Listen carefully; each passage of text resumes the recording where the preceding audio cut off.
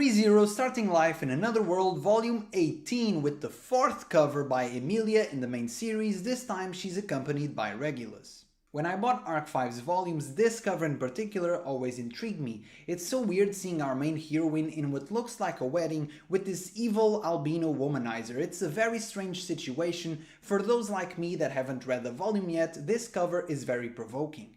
I also really like the wedding setting. Since it's the 4th cover by Emilia, this different setting makes it feel fresh. So overall, I really like this cover. It's the best cover in Arc 5 up until now.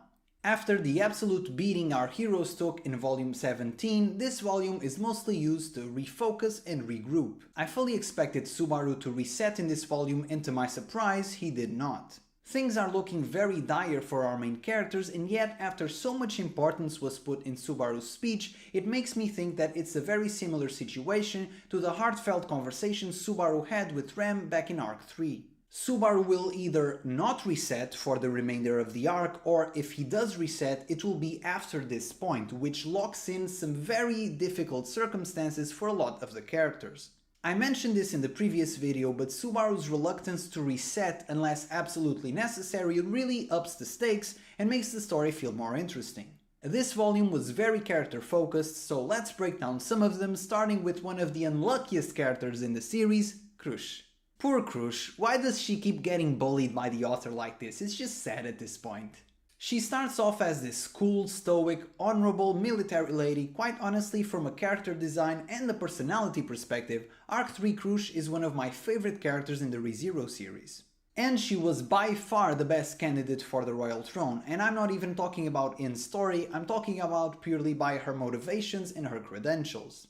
Then, after being ambushed by the witch cult and losing her memories, she gets demoted to this gentle, relatively ineffectual character, which makes sense from a story standpoint. The author had to power her down to make the royal selection seem like an actual competition, but this now is a bit much.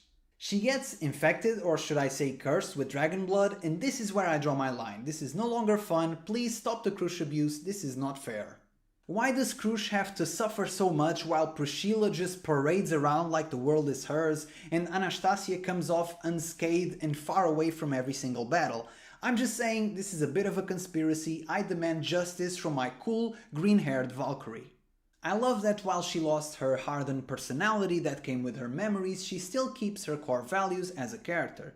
You mustn't, Sir Subaru. I cannot accept that.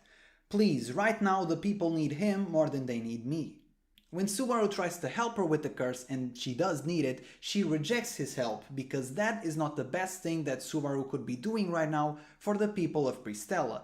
And I love that she's still so noble. I really love Crusch as a character, and I hope that at some point she does get her moment to shine because she does deserve it.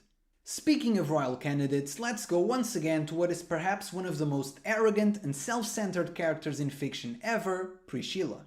I still have this very conflicted outlook on Priscilla as a character. I do hate her sometimes. I think her gimmick can be a bit much. For example, in this volume she makes a rude comment towards Crusch, who was suffering with dragon blood, and I'm like, shut your dirty mouth, you big titty narcissist, don't you dare talk that way to my lovely Crusch.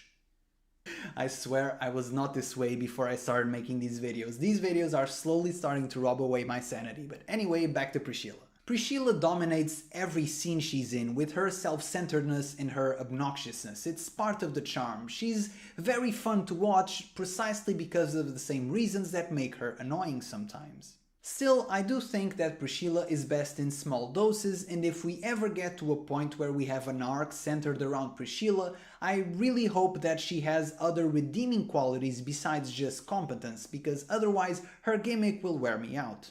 A very surprising thing to me in this volume is that Priscilla is competent not only at the whole politicking thing, but also at combat. She really doesn't seem like she needs Al for protection. I mean, she can handle herself pretty well, which was a surprise to me. In Arc 3 we never saw her fight, so I always assumed she was a non-combatant, but that's clearly not the case. I certainly did not anticipate that the duo of Priscilla plus Liliana acting as some sort of bard enchanter were going to take on Shiryu. Now that's a very fun development.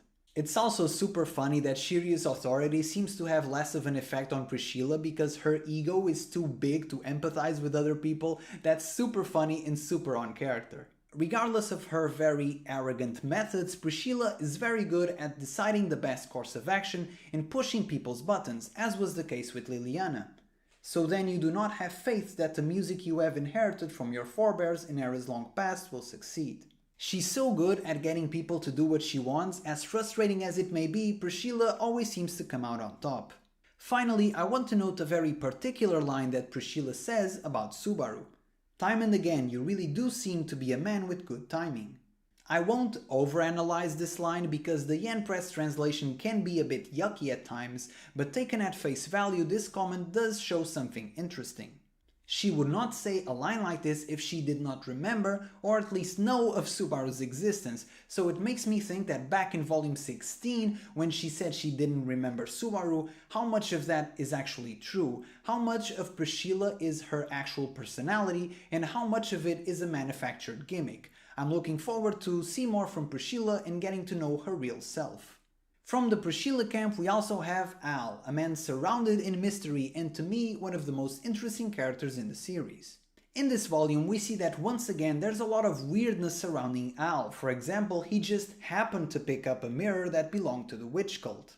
Al seems to know a lot about the witch cult and their methods, and when he touches Garfield it causes a weird reaction. Al touched Garfield's arm. Garfield's expression suddenly changed and he quickly pulled away.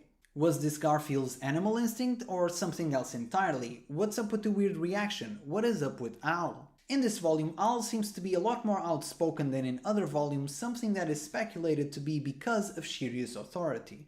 The most interesting detail is the contrast between Al and Subaru's way of thinking. Usually there's a lot of parallels between the two, but here they're almost complete opposites. Al is usually a very relaxed, go-with-the-flow kind of guy, as you have to be to deal with Priscilla, but here he is very adamant about expressing his opinions and he is very pessimistic and cynical. While Subaru is determined not to give up and save not only Emilia but also the people of Priscilla, Al says things like this.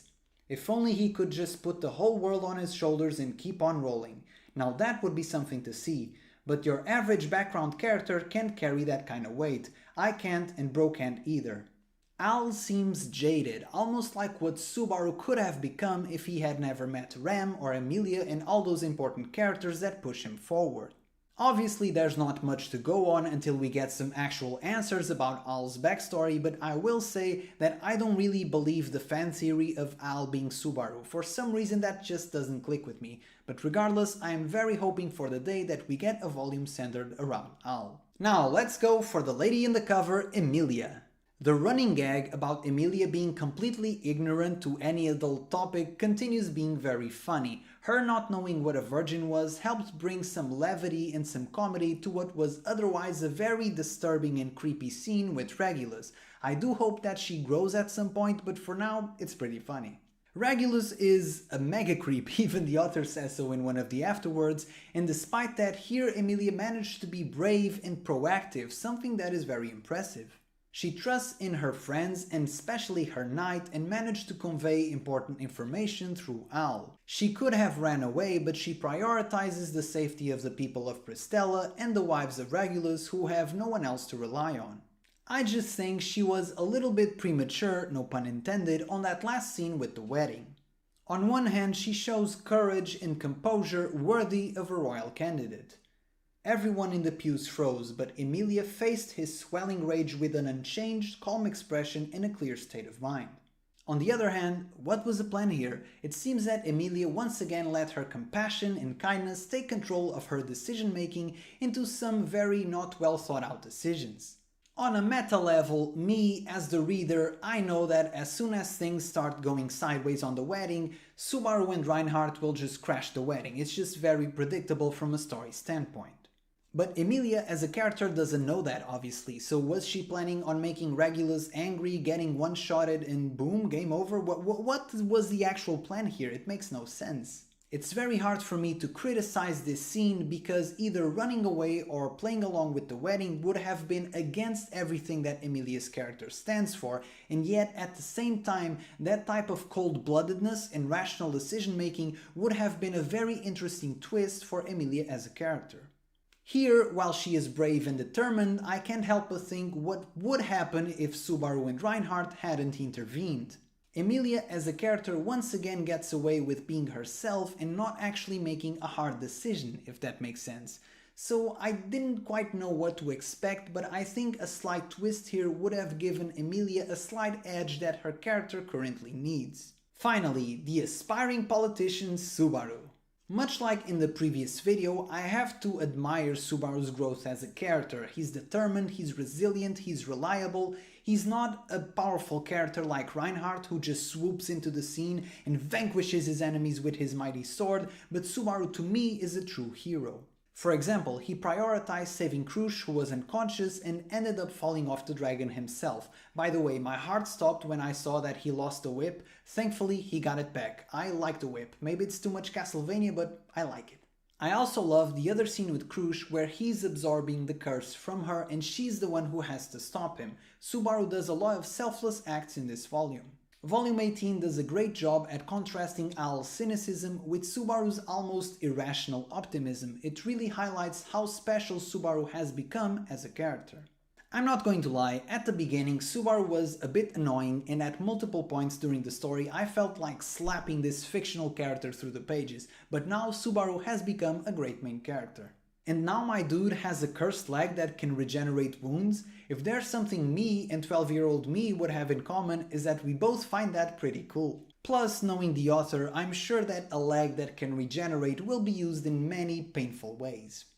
The most iconic moment from volume 18 is of course Subaru's speech, and I have mixed feelings about it. Subaru's speech goes a little bit like this. First, relief as the people realize it's not the witch cultists on the broadcast anymore, then despair as the people see that the situation has not changed, then empathy as Subaru empathizes with the people and shows that he's truly one of them, then a call for courage as he lifts the spirit of the people up, and then finally the climax, where Subaru calls upon his past achievements, that he's defeated the witch cult before and that he will do it again.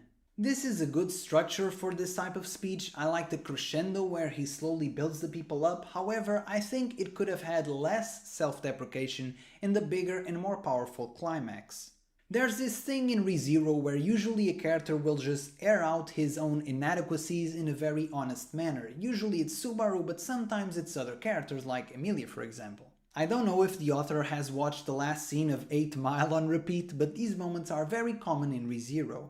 Showing vulnerability isn't a bad thing, but I think there's a time and place for everything. Here, I think that Subaru does a good job at highlighting how he also wants to cry and run away just like all of the people of Priscilla, but he goes a bit too overboard with it. In a state of panic and despair like these people are, they want reassurance, not just naive promises. So at one point when he says, "I'll fight and I'll win," the narrator says, "No one doubted he could do it." Well, I sure do. I think that you need a lot more than just courage to beat the witch cult.